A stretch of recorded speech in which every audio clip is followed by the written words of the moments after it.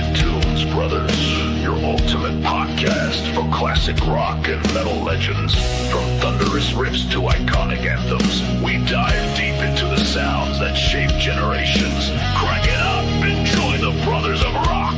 It's time to rock your soul!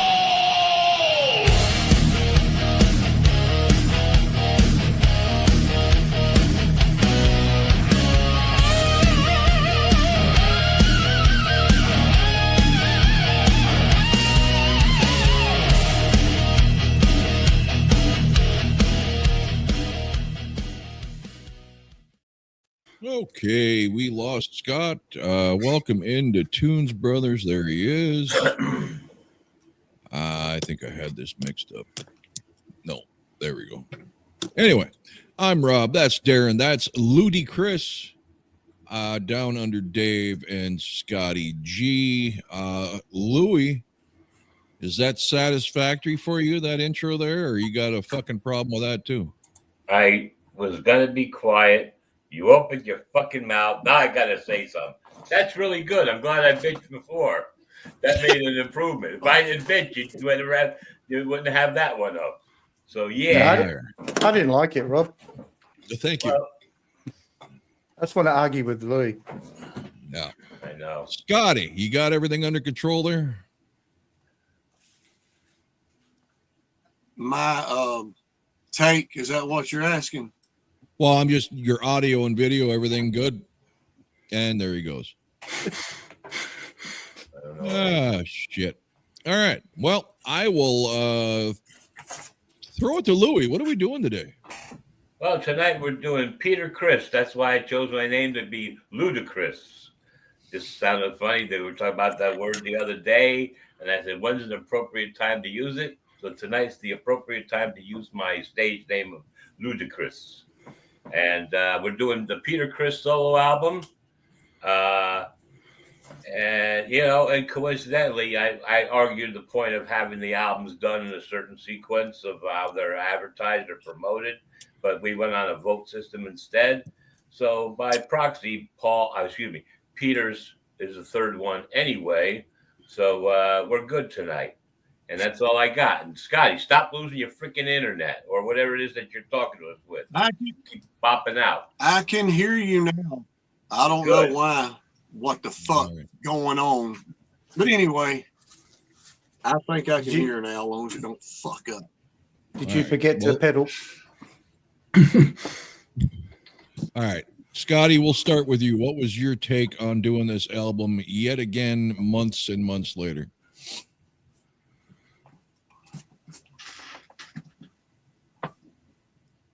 It ain't gonna fucking straighten out. Don't look like. Restart your phone. Now I heard you plain as fucking day then. Okay, go ahead. What was your take on doing the album again? All right. As long as y'all can hear me, man, I heard you that time. Dude, I'm not going to sit here and tell you anything that ain't true. I love Peter, man. I always have. I've listened to this thing at least twice. I've put myself through this fucking hell twice. And it don't matter how many times I listen to this album. Yeah, there is one change for me about, my listening experience with it this time, and y'all will see as we go through the songs. But I will give the good points about this album if it keeps me on here long enough. It's produced well. I will say that. And Peter's voice is fucking fantastic on this fucking thing for what he's doing. I will say that. But this is not my cup of tea. It wasn't when I was a kid. It hasn't been in between, and it still ain't to this day. I cannot sit down and listen to this album to enjoy it. It just ain't gonna happen, man. That's my take on it. Yeah, fair enough. Down Under Dave. Well, thanks, guys, because it's probably been 15 years since I've listened to this. So I thank you for making me do it again. Things have changed because I dislike it more now than I did when I was a kid. So if you should have got me 30, 40 years ago, and I probably would have given you a better take on it.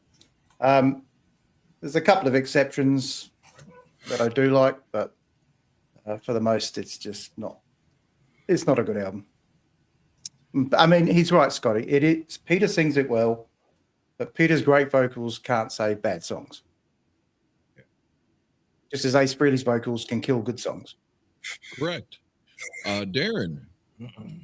Yeah, I tried not to judge this album against Kiss albums. I tried to look at this more as how to rank this against other R&B albums from the 70s, even though I'm not an expert on R&B, and I'm definitely not anything from the 70s, R&B either. So, Scott wasn't wrong. I mean, Peter's voice is great on here, but Dave was also correct. The songs aren't. A lot of it is pretty weak. A lot of it sounds dated. But there's a few good things about a couple of songs, and we'll get into that as we go. But, I know that I've had to listen to this within the last year for another show. And I listened to it again twice, and I did both listens today to try to get through this and rank it. But a lot of these songs really, are very interchangeable. To me, there's one song that is really bad, and that comes in at number 10. 9 through number 2 are pretty much interchangeable, though. Louie. I didn't think it was such a bad deal. I just know what I was getting into before re-listening, and I just had to figure out where I'm going to place the songs. Yeah, there's several I don't like, and a couple I tolerate, and maybe 2 of them I really enjoy. So, as we go along, I'll just give a quick little thing about my personal opinion about the songs I select. I'd say 10, 9, and 8 were all interchangeable to be number 10. So, that's all I got for now. I would have thought, given your age, this would have been right up your alley. No, it's not up my alley. Falls and Aces are. I started. Yeah. Maybe this will work. Hopefully. So nobody's crazy about the album. My take is Well, go ahead. Go ahead. Or freeze. Oh no, I don't know what the fuck's going on, man. Y'all keep disappearing. Right. That's all right. Yeah, how did y'all feel about it? Nobody was really crazy about it. Lou found some good things about it. He didn't hate it. He's kind of in the middle. I haven't got my take yet. I've never liked this album, but much like Scott, it's just not that I can't say they're bad songs because I don't know. I don't know this kind of music. This kind of music doesn't really speak to me. It does, to Darren's point, sound incredibly dated. You definitely know you're listening to something from the 70s. You don't get that vibe from Kiss albums.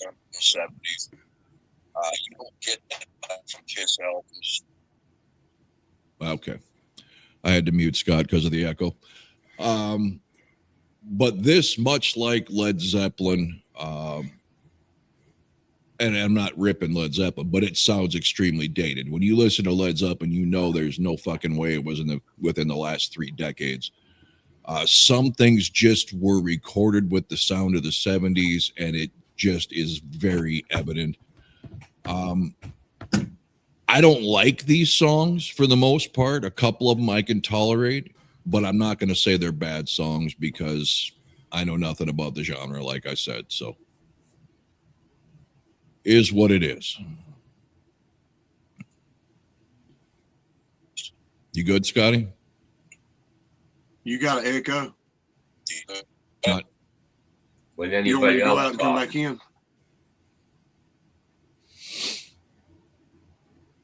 Yes, Scott. Okay. I will start it off then.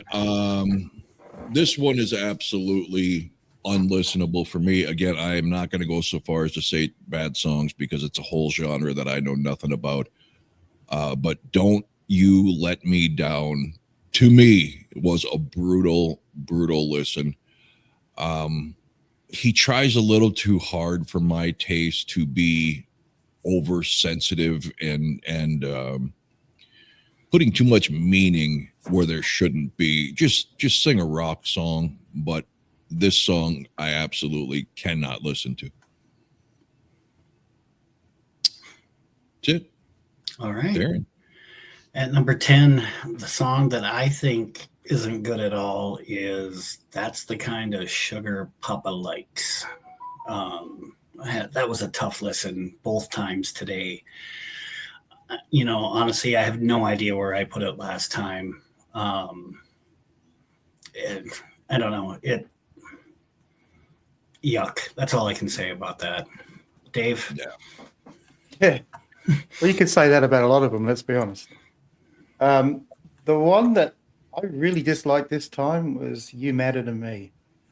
I like synth, but I don't know what's going on with that synth. It just sounds fucking awful. So, yeah, if I never hear that song again, I'll be really happy. That's shocking.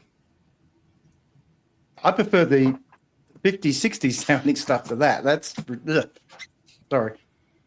Okay. Scott, if you're listening and you got your volume back, I put Don't You Let Me Down. Darren went with That's the Kind of Sugar Papa Likes. And Dave gave us You Matter to Me for number 10s. It's Louie's turn.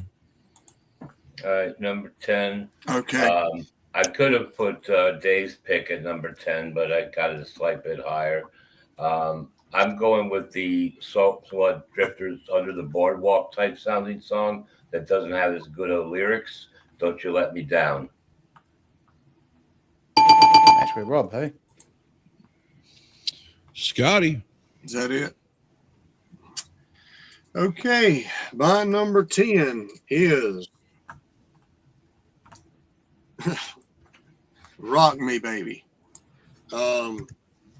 The heavier songs, if that's what you want to call it, on this album is the ones that definitely did not register at all to me this time. I think I actually like the slower, sappier songs better this time, if that's what you want to call it.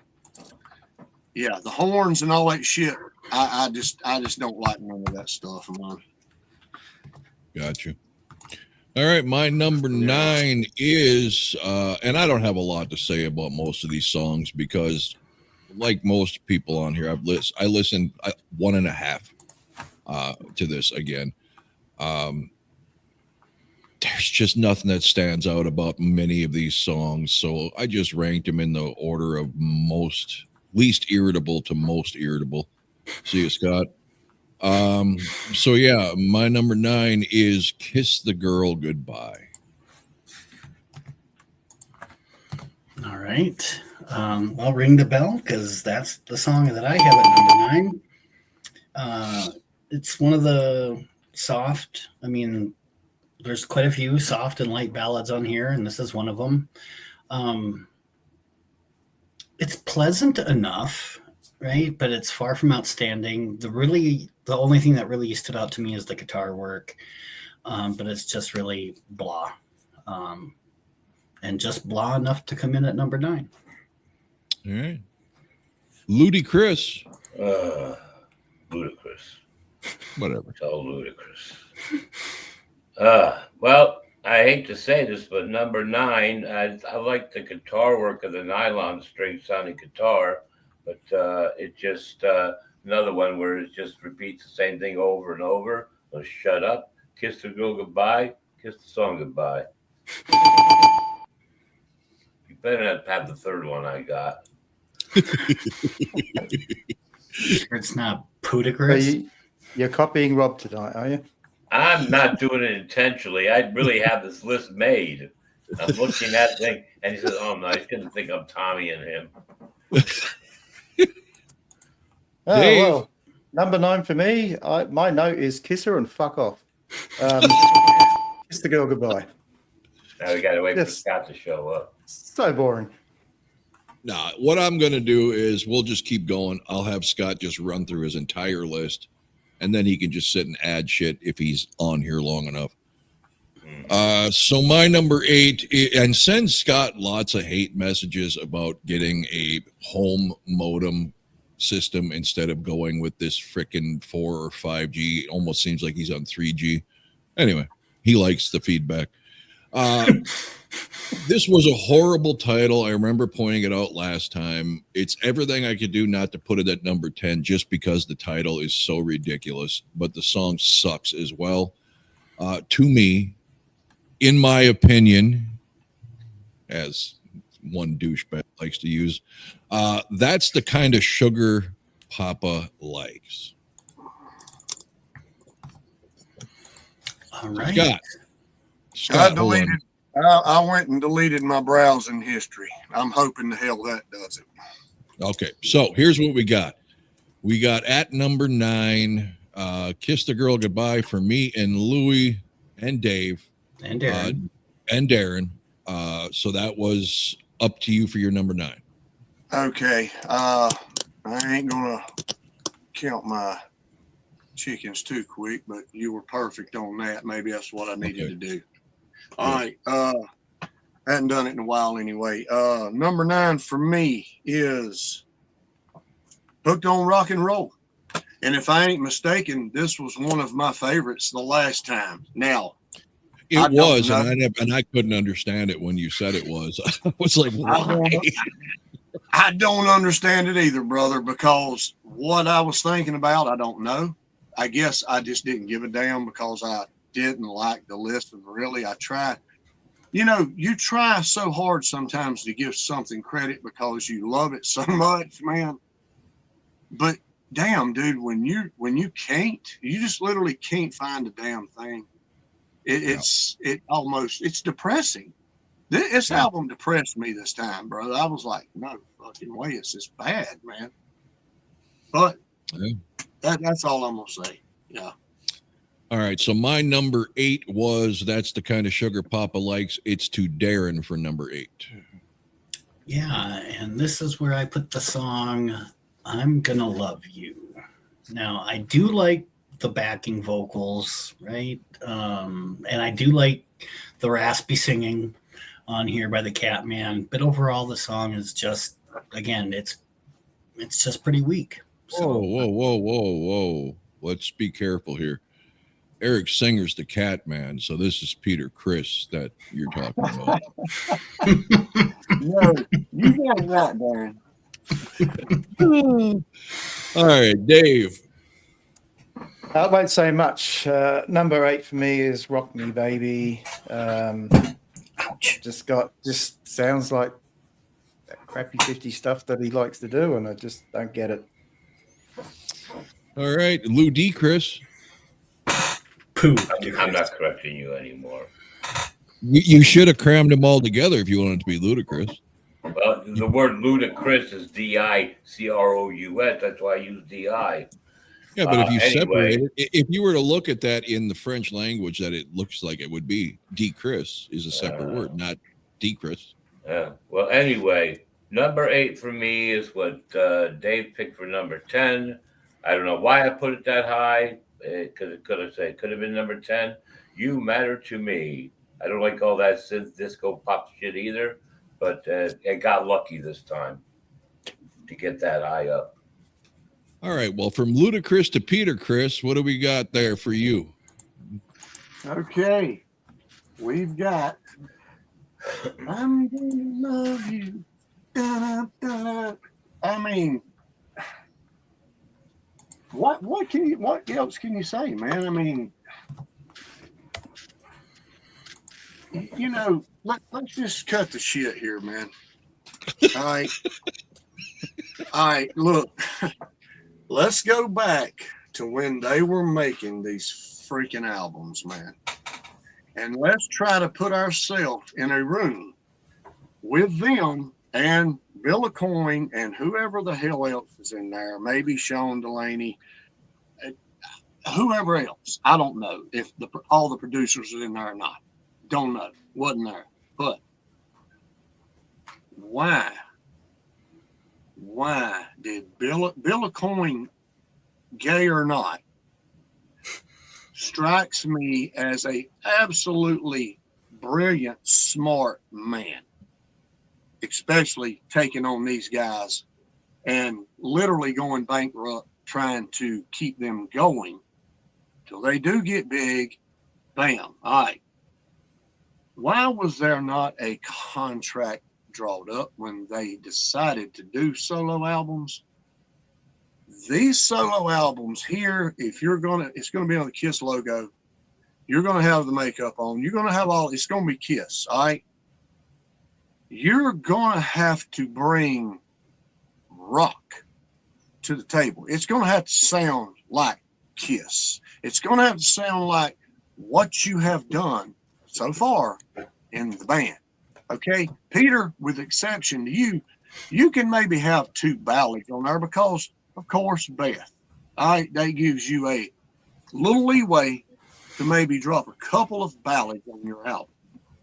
But the rest of it has got to be Baby Driver, Getaway, Black Diamond. You got to bring it.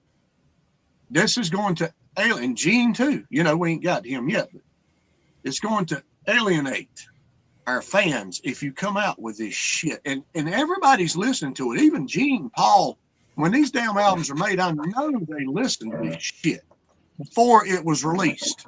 Okay? You can't tell me they didn't. All right. Well, here's my thought on that. The reason they did these albums was to pacify Ace and Peter and keep them from leaving. So I think if they would have said, yes, you can do your own thing, but you have to do it our way, it would be the same complaint they have with no creative control. That's just a guess. Well, now I've heard that, but there's a lot of people and a lot of podcasters I've heard talk about this too, that this was in their contract.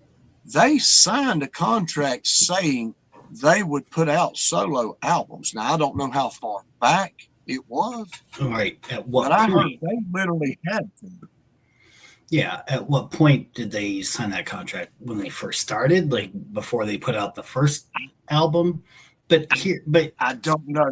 But here's the thing. Yeah, I understand what Rob said, right? That they,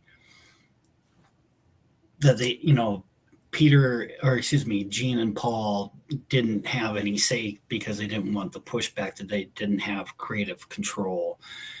But if you wanted, especially from the standpoint of Peter, if you wanted to sing more songs in Kiss, why the fuck do you do R&B, right? You have maybe 2 songs on this album that might be considered rock, but nothing near Kiss rock, but maybe might fall into a subcategory of rock and roll. Why would you go out on a limb and do R&B if you want to sing more lead vocals on Kiss songs when you know goddamn well that Kiss isn't going to put out an R&B fucking album? But I think at this point in time, and luckily Ace is a rock guy to begin with, so he didn't fuck up on this. But I think Ace and Peter at this point in time were going along with this, saying, okay, yeah, we'll do this. We won't leave for now. But they were trying to sell themselves to an audience for life after Kiss. Now, you could say that was the dumbest damn decision Peter ever made if this was the way he was going to try to market himself, but it was the 70s.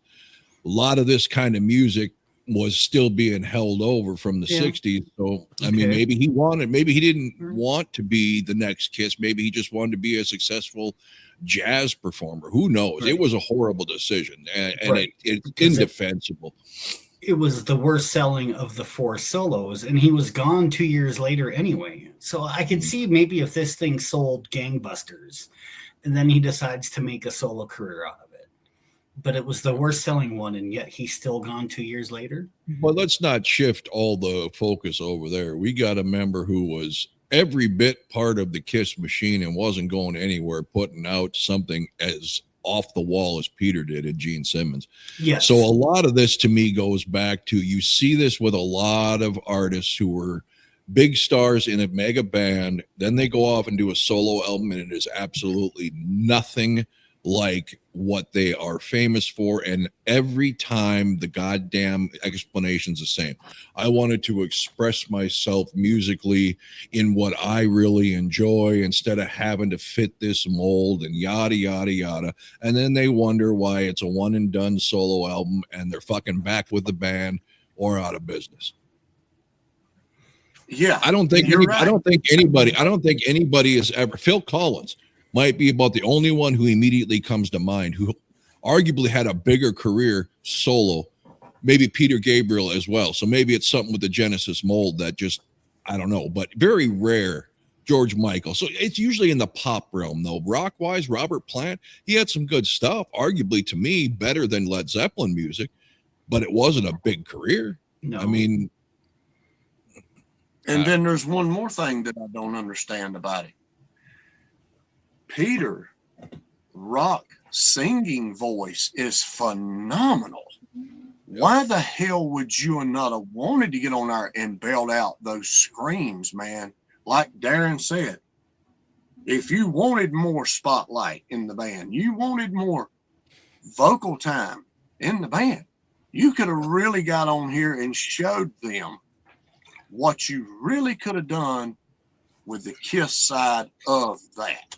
You know, and I know the cocaine and all that stuff, that's when he was really, you know, because when he done this in LA, and he had already started seeing that Deborah Jensen, the Playboy Playmate, while he was married to his wife in New York. Yeah. And even his wife flew out there, and he said he had to tell her something. So, you matter to me, he said, he told her he wrote for her. And he said, but that was a lie. You know, he had to do something to pacify her, you know. Did the popularity So Peter was of golf going go to his through head? women, drugs, all that absolutely. stuff at the time, To Darren's point, the popularity definitely went to his head. We could have a whole goddamn video on this, but Louie and Dave don't seem to give a shit. This, like I said, That's this overlaps with so many artists. It's buyer's remorse. You see it a lot in the hair metal, right? They make fun of it as soon as hair metal's dead. They try to distance themselves for it. They said, I just did this because I had, I wanted a record deal. To me, that's no different than a pop star, getting bent over for a contract. If you want to do and be taken seriously to what you wanted to be taken seriously for, do it or die. Why jump onto something you're not? Find out you're incredibly good at it, then shit on it and do something else, and then wonder why no one gives a shit, because you're marketing to a completely wrong audience now. Everybody who knows your name is going to buy your stuff based on what they knew your name from. So you're not marketing to the people that you really wanted to market to. You should have done that from the jump. Live or die. But it's Darren's turn. Yep. Number 8. No, I did 8.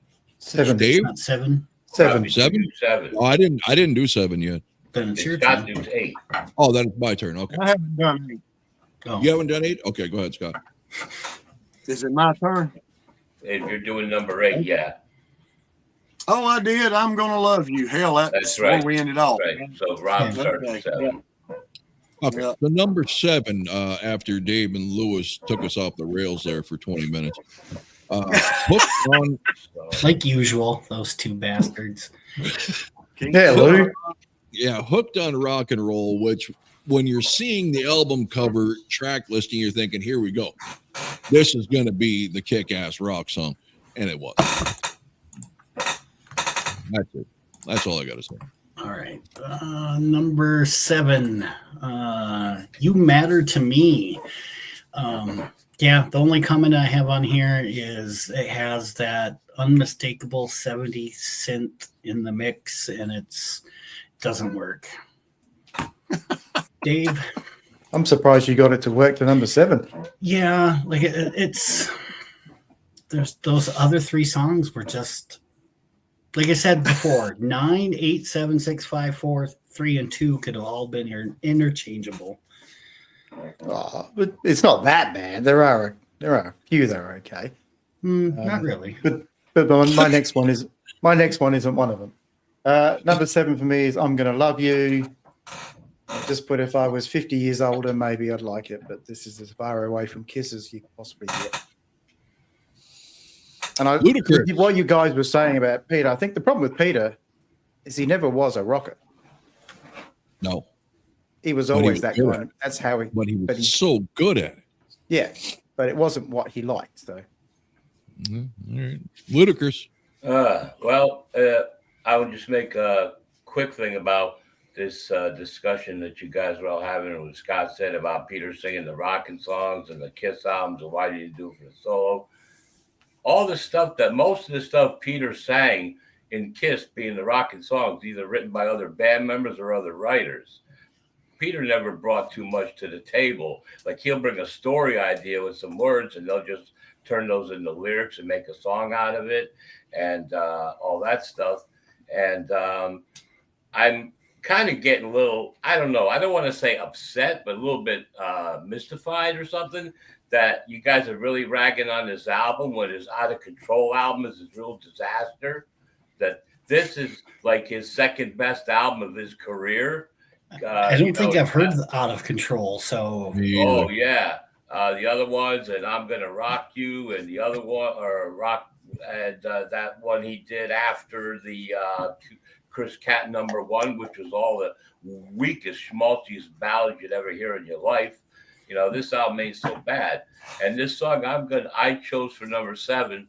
I would probably place it higher if the music was more exciting, but it's a song about me.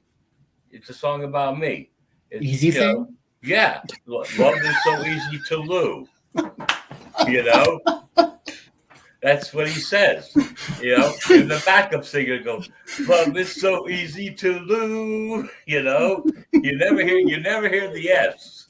It always sounds like he's saying, love is an easy thing to lose. So, easy thing, number 7. What you were saying about Out of Control, it is a shitty album. But to be fair, it doesn't have a Kiss logo on it either. Right. There's no expectations. But I will add to your thing where, yes, Peter was never singing his own songs when he was Badass Peter in Kiss. There was no rule that he had to write his own songs here.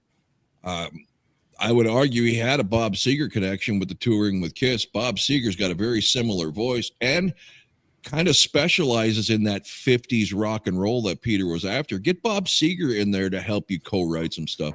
I just see the reason I'm so upset with this album is not to dump on Peter, because I absolutely love Peter. It's a waste of an opportunity for someone with such an incredible rock voice. That's all. Scott. Well said. I mean, that's about as good as you can say it. That's the way I look at it too. Well, I matched with somebody because you matter to me, and that's why you matter to me, and it's the only reason I need you to get back.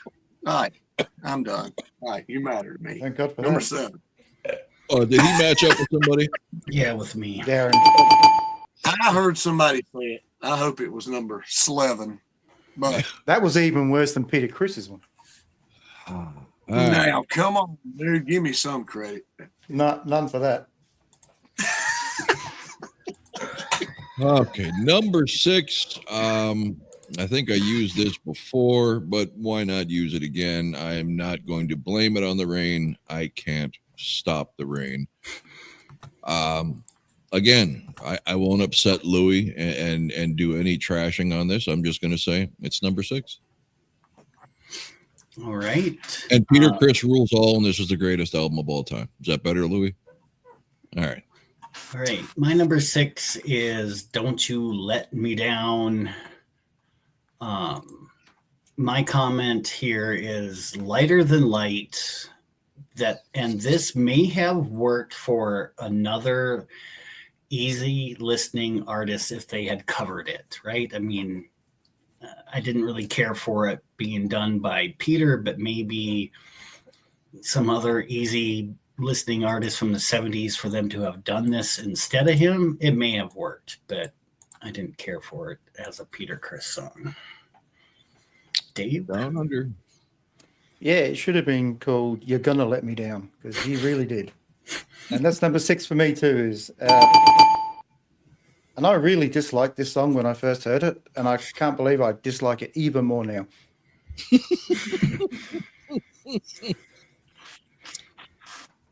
Louis. Yeah, you guys want to rag the songs as you go along. That's fine, but I'm just saying the way it got so sidebarred with us all bashing the entire album the way we are, or the way you guys are. To me, this is casual listening. It's not a dreadful experience for me. No, I did preference my entire thing at the beginning that I'm not saying these are terrible because I don't know this genre. They're just not. They're not listenable for me. Yeah. Well, number 6 for me is one of the songs they did live during the Dynasty tour, and it's much better live than it is here. It's a lot more exciting and energetic, but it's not as energetic as, that live version is more energetic, and this is so obviously less, tossing and turning. So that's why it lands at number 6. If it had the same tempo and pace, it would have been like 2 or 3. I take umbrage to your dismissal of my olive branch. I tried to explain to you that I wasn't ripping the songs. It's just not for me. And your response was, yeah. And then you ignored it and went into yours. What the hell is that? I don't know what. I'm sorry. I don't know.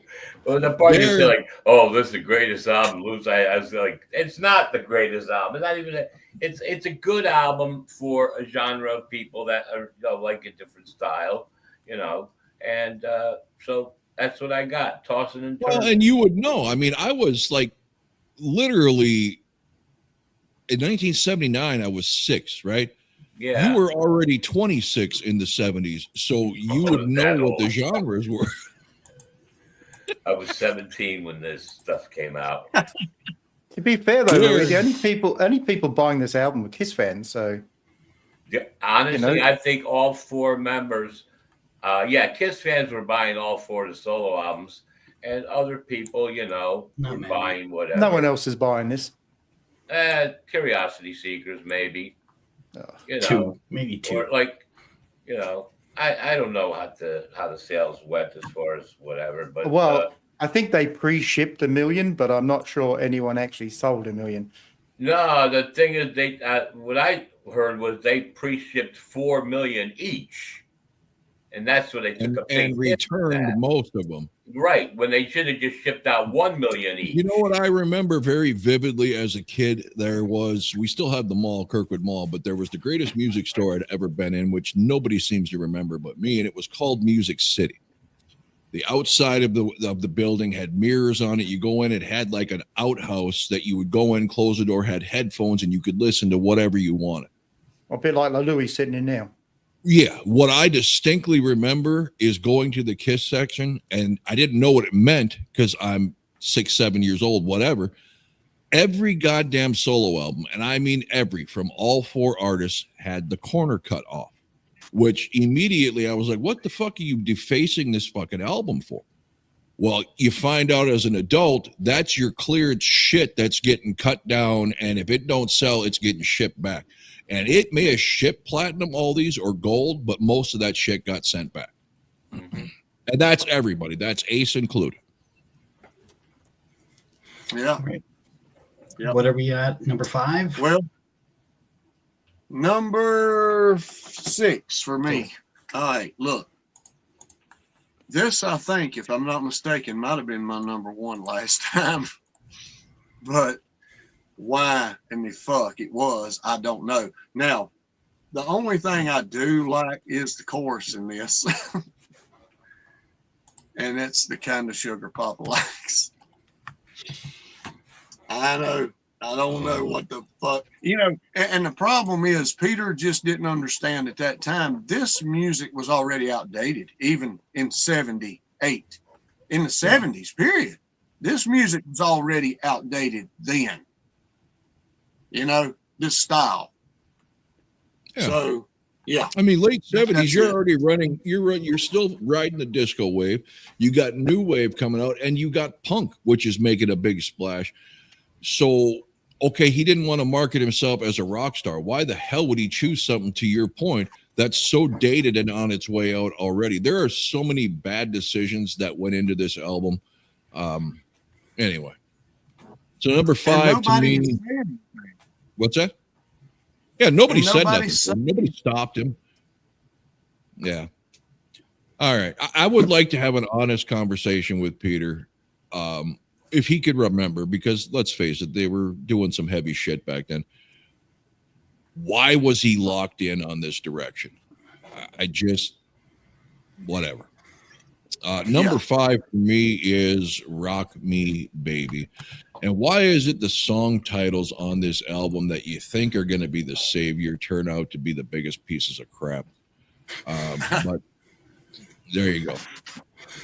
All right, ring the bell, because that's also where I put Rock Me Baby.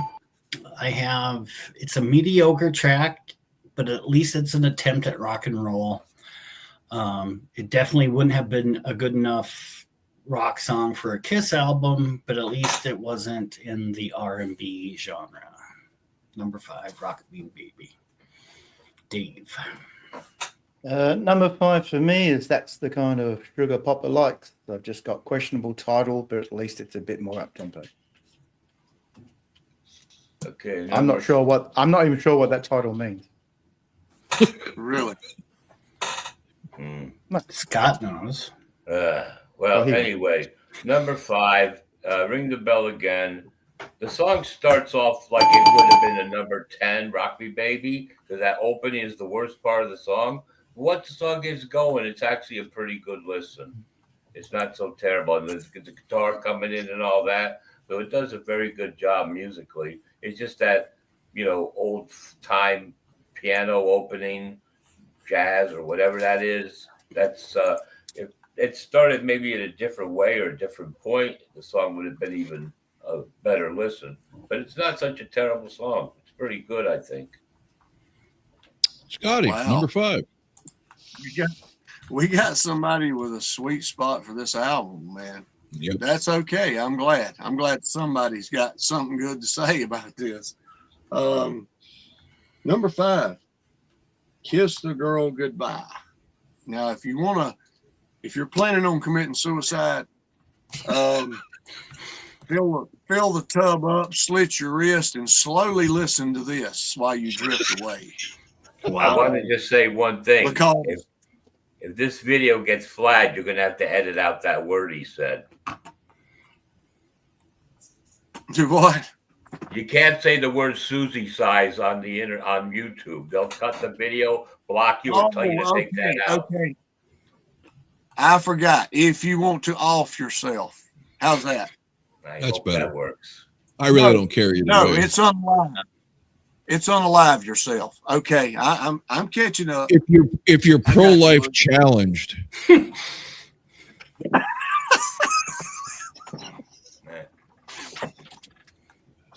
All right. Whose turn? Oh, Scott. Scott went with what was it? Kiss the Girl Goodbye. Kiss the Girl Goodbye. Okay, number 4, I think everybody's hit now. You Matter to Me. And just to save Louis' sanity, see what I did there? I'm just going to leave it at that. Go ahead, say anything you want. I put it way down. No, Louis, you got sensitive going on here and must be PMSing. I understand. I'm not PMSing. We'll send you some Vagisil. You can rub it all over. All right, at number 4, I Can't Stop the Rain, but he could have stopped making this shitty album. That's what he had the power to do, but chose not to. Dave? Number 4, I don't know why it's this high, actually. I'm looking at it now and thinking, why did I put this so high? Hooked on Rock and Roll. Yeah. The title fooled you. Well, it did, but I have never liked it, and nothing's changed. So, but it's still got to number 4. Okay, number 4 with Darren, I Can't Stop the Rain, but he could like you got to look at it this way. Peter was never very bright in the first place, and once this thing came down to everybody doing solo albums, Ace had a plan, Paul had a plan, Gene had a plan. Peter's like, I'm fucked. What am I going to do? I need a lot of help. So all the people that gathered around him contributing to making this album sounded the way it did. Because they could just say, Peter, we're going to rock out and kick their other asses. You know, oh, I like the soft stuff. Okay, we'll go with that, you know. But anyway, the people around Peter controlled the album, and Peter was just basically a singer. I don't even think he drummed on the album. Half. Can I ask you a question, Lou? Yeah, Sure. What was Gene's plan? Gene's plan was just to show I look at it this way. Gene's plan was he thought the Kiss machine was ending too. And he wanted to show the world how eclectic his musical tastes were and how he could have people come in, control them. This is your part. You're going to play this instrument, have a small orchestra, play this stuff. This is the way I want you to play it. He was in control because he feared the Kiss machine was coming to an end, and he wanted to show the world that he was a little bit more than just a regular rock and roll kind of guy. I'll give you an alternative. Yeah, I'll give you an alternative take to that based on stories from people in the Gene camp and Kiss camp. Gene's was an ego grab. Gene wanted every major recording artist at the time to play on his album so he could stroke his ego. He even asked the Beatles, whether it was just McCartney, whoever, and they turned him down. Gene was trying to assemble a who's who so he could show that he's a giant celebrity to stroke his fucking ego, and the end result was subpar at best. Well, he didn't get the Beatles, but he got the guys from the New York edition of Beatlemania to play on that album. Mitch Weissman and some other guy, I can't remember his name.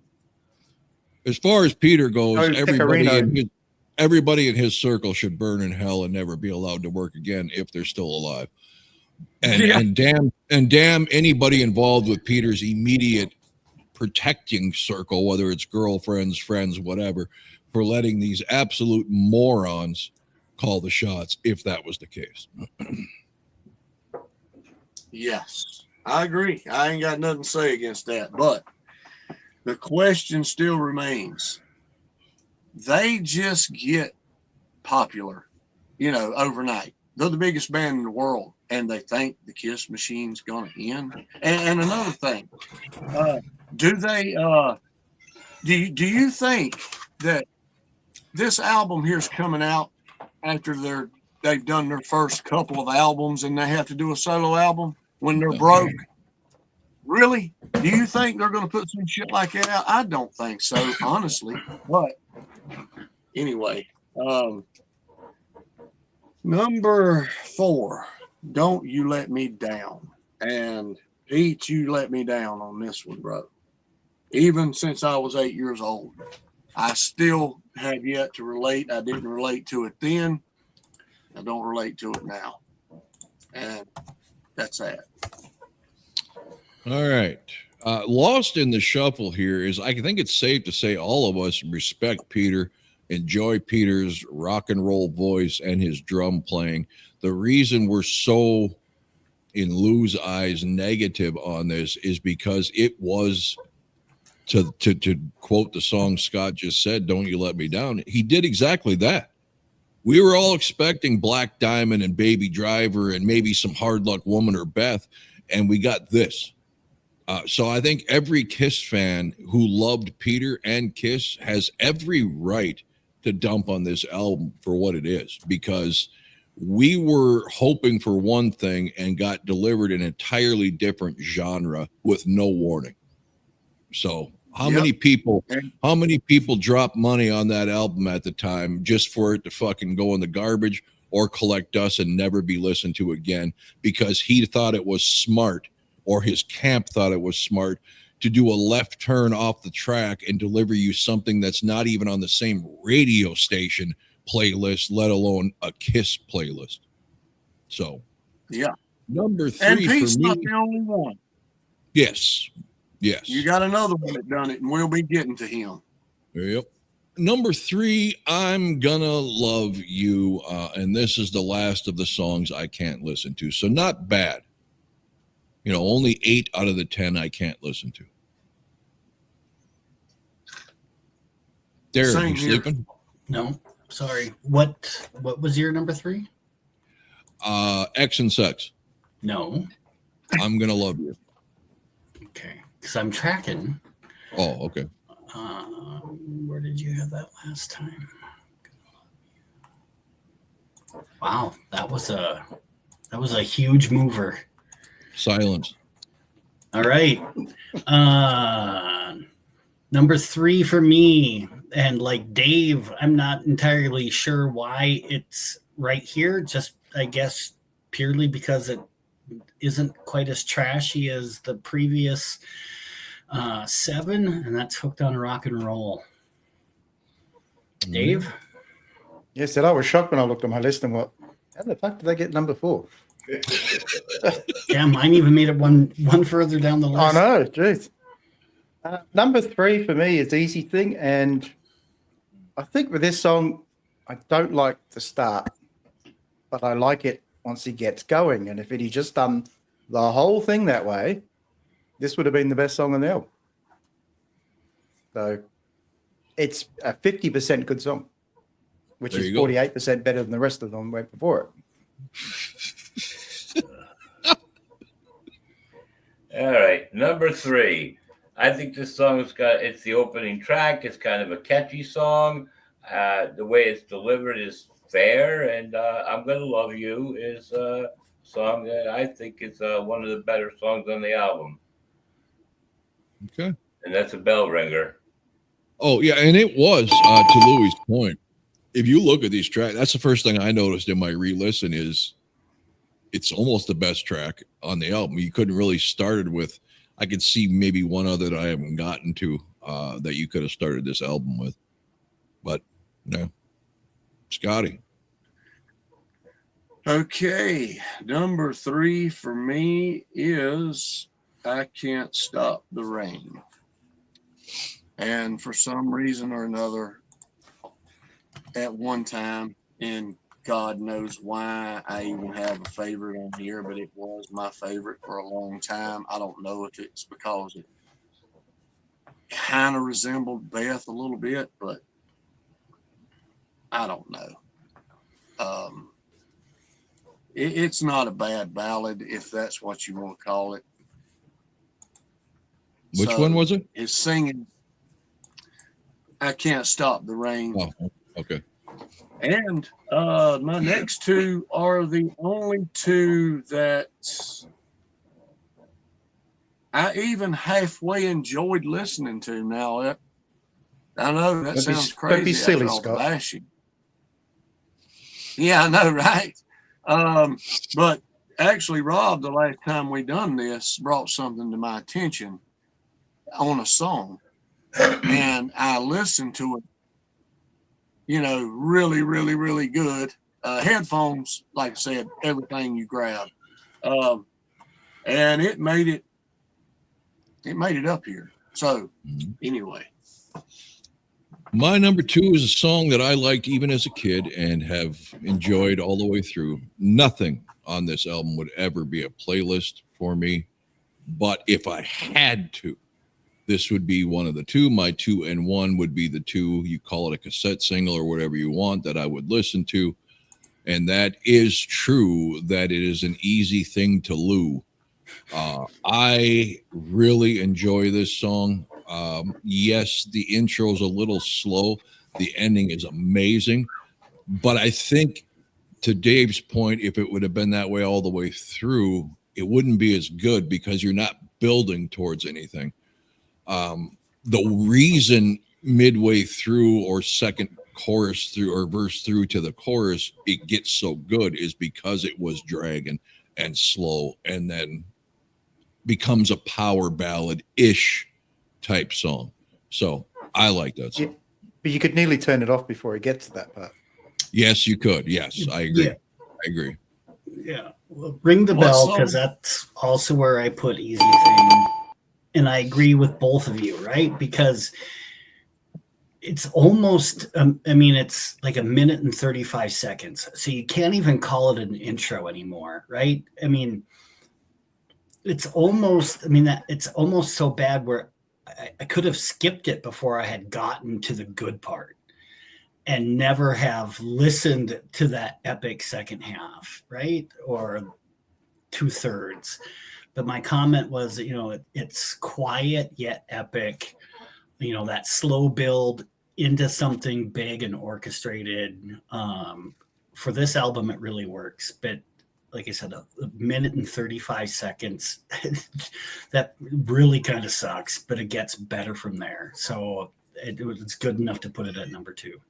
And I 100% agree with that take that you and Dave have. You could have easily skipped this before even knowing it got good.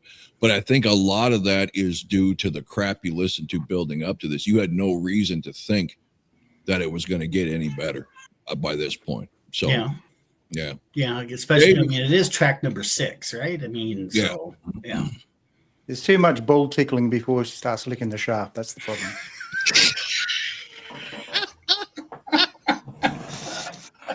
Oh shit! Number 2 for me was always my favorite song, and I know most of you don't seem to like it, but I Can't Stop the Rain.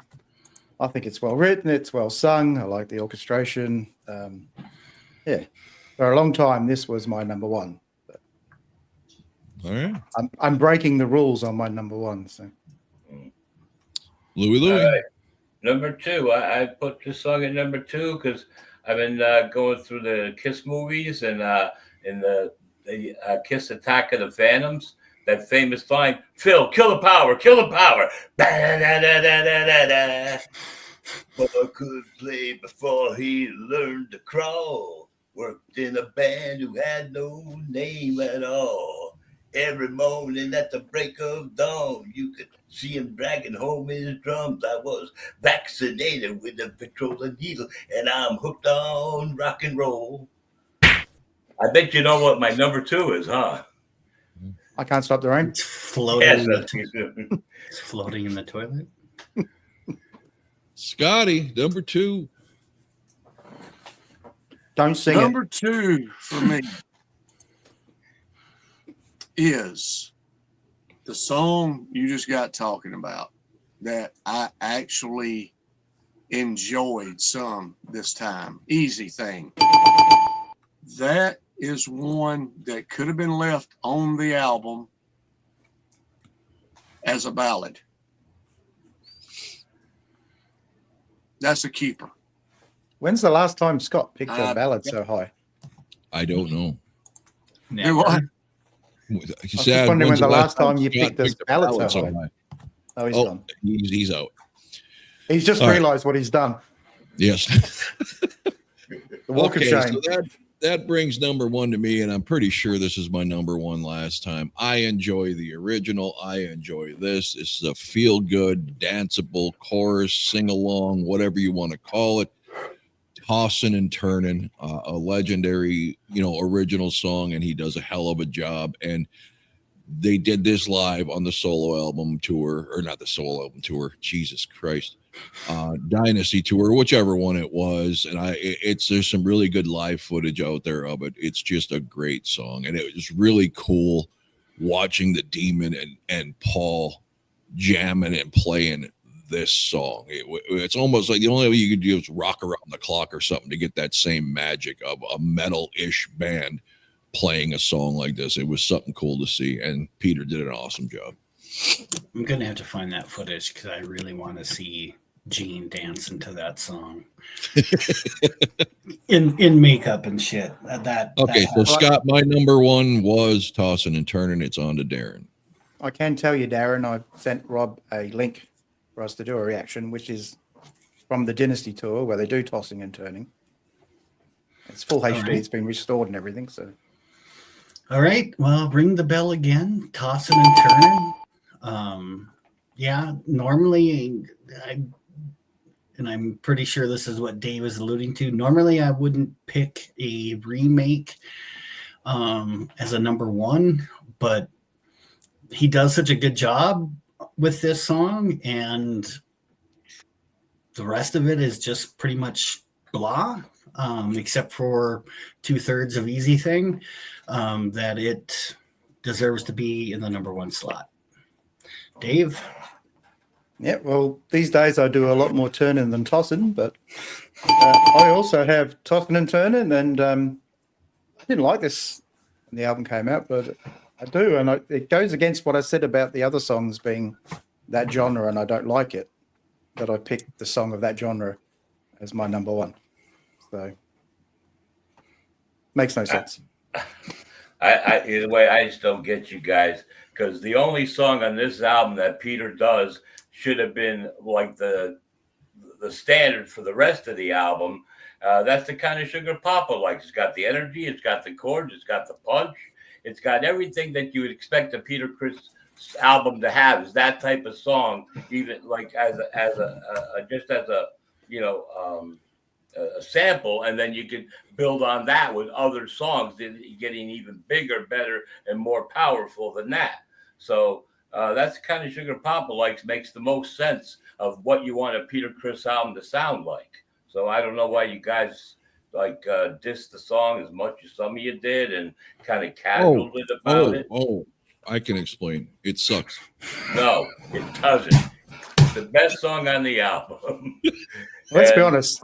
You know, and I don't care what the title's called. I don't mind. It's a damn good song. And if Peter's album was more like that song, none of us would be here, or at least you guys would be here complaining so much. If that was, well, we would. Yeah, we still would. If that the rest song of it was is just like that, I'd be. That song was the basic foundation of the rest of the album, you would have had a much better Peter Criss album. There's not one song on here that would go on a Kiss album. Yeah, and you underestimate my ability to complain about shit. I can find something to complain about on anything. Even if he likes it. Yes. You can still put together. I can make a valid argument against something I love, just to piss somebody off. So, yeah. Blowjobs?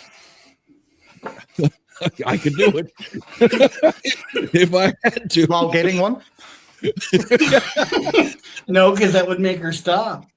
Okay, Scotty, number 10 or 1. Sorry, what's the difference, really? Yeah, I'll just be glad to get this thing over with. This has been a fucking nightmare. Yeah, that's what she said. Number 10, Tossing and Turning. The jammingest song on here, I guess. It's the only one that made it up in my top this time. The rest of them did not. I will say that Peter did do a good job of redoing it, but that's about all I got to say about it. Your I still cat don't agreed. like the song. Your cat agreed. See? Yeah, she agrees with everything. And she's a cat, Louis, so she knows what she's talking about.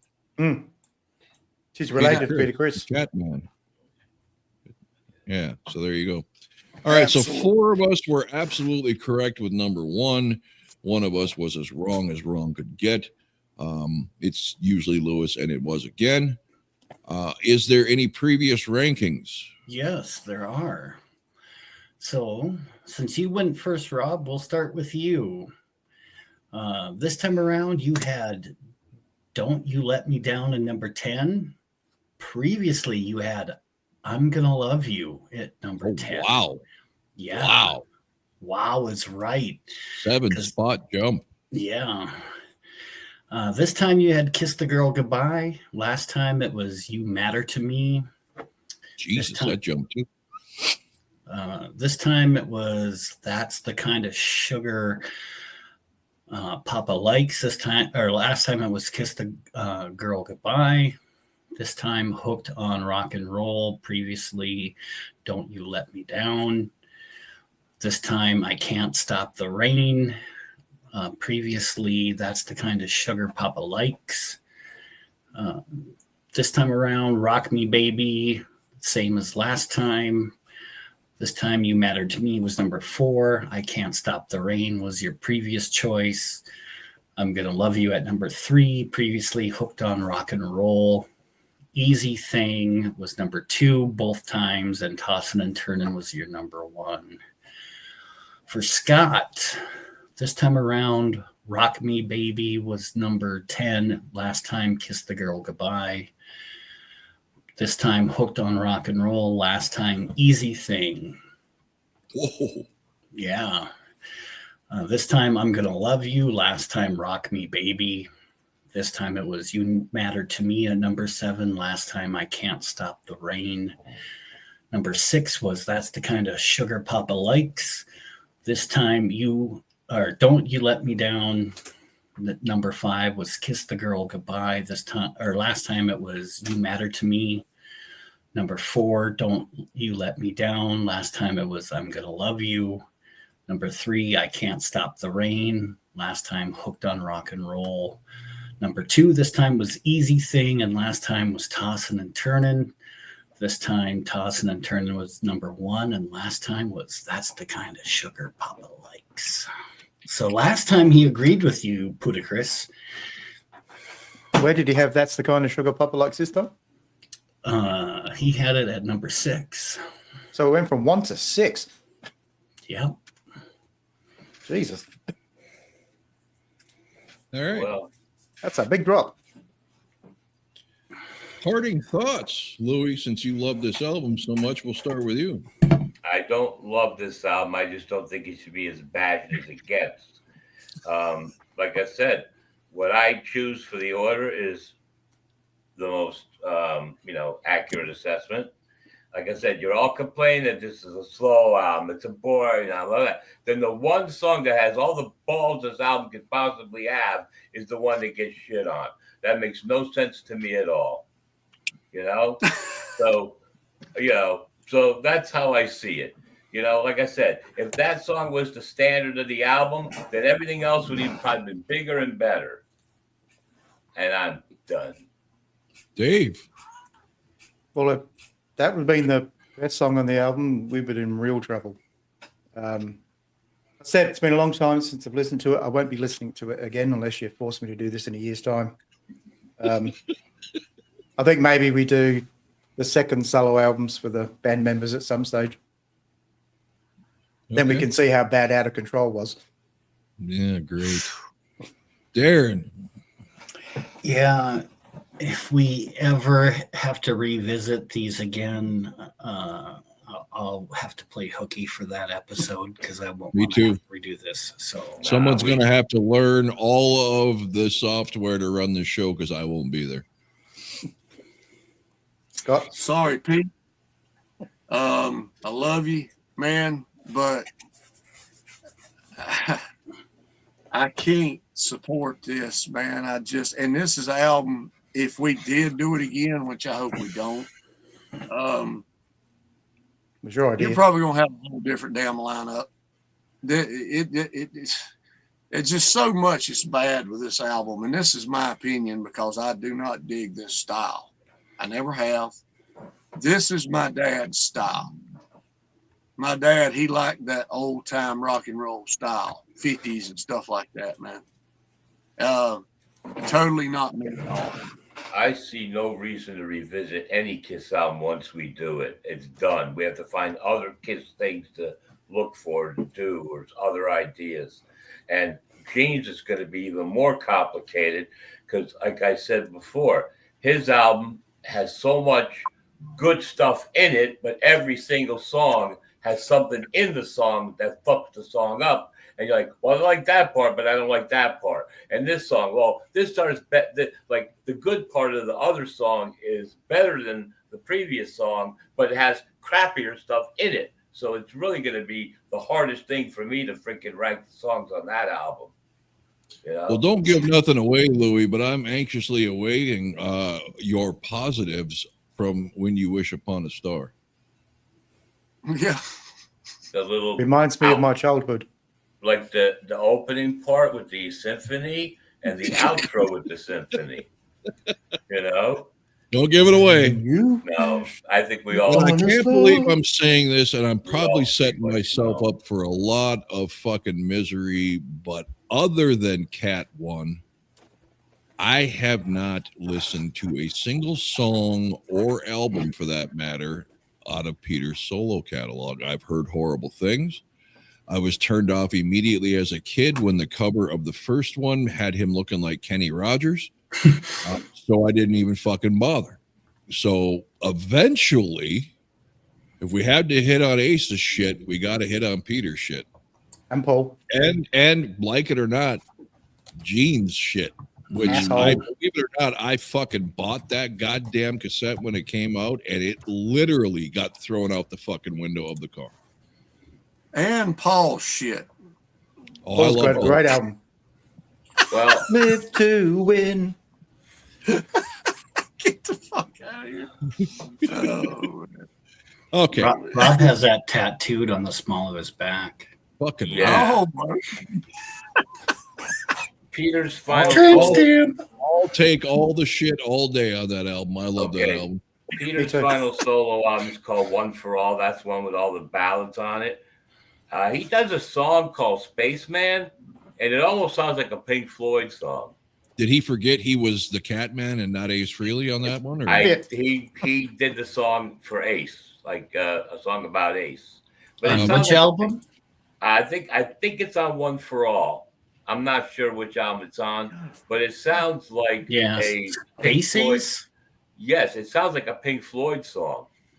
Yeah, it's the Okay. last track on that one. And what else? But the thing is, Paul and Gene only have one solo album outside of Kiss, they were smart whereas- enough to realize that their money was made in Kiss. whereas the other two guys have multiple albums. because they were weren't desperate in the to band get So anymore. if Shit you're after going to shit. do the Live to Win and the Asshole album, I think we should do for Peter Criss Cat number 1, and for Ace we should do Anomaly. Oh no! We'll do them all eventually. It's all Alright. Kiss linked, Yeah. and believe me, that pains me because Ace has got like 5 shit albums that I'm gonna have to listen to. Oh, The yeah, worst, man. the worst thing is Out of Control by Peter Criss is probably worse than his solo album. Oh, It is good terrible. God. Oh, Well, the other, God. like I said, other than Criss Cat number 1, the others of it stink also. There Well, is some in good fun there. time. And, In good I- time. when Go ahead. It's fun doing bad albums though. It is. It is. I swear, if you start going through his other albums, you're going to say, "Oh my God, his Kiss solo album is so fucking good."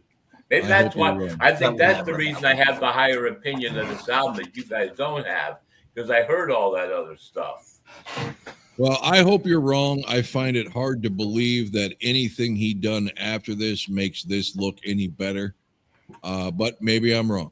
Although next up is, good God, he doesn't deserve the title Demon, but it will be the Gene Simmons 78 solo album. Don't let the cover or the intro fool you. That's not what you're going to get. What day do you guys want to do that? I'm open for anything except tomorrow. I need at Just least 48 just hours. as a- Just as a bit of trivia, do you know what song is Peter Criss's best on Spotify? Most played? Probably Beth. You Madder Than Me. Are you bullshitting me? No, Wow. number 1. Okay. That is shocking. Okay. 2.2 Well, million. Yeah. what do we think about Wednesday night, guys? It gives everybody a day to decompress and listen to the next subpar album. Yeah, Wednesday works.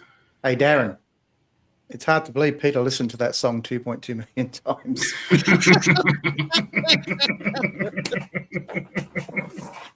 All right, then. Until next time, everyone. Thanks for watching.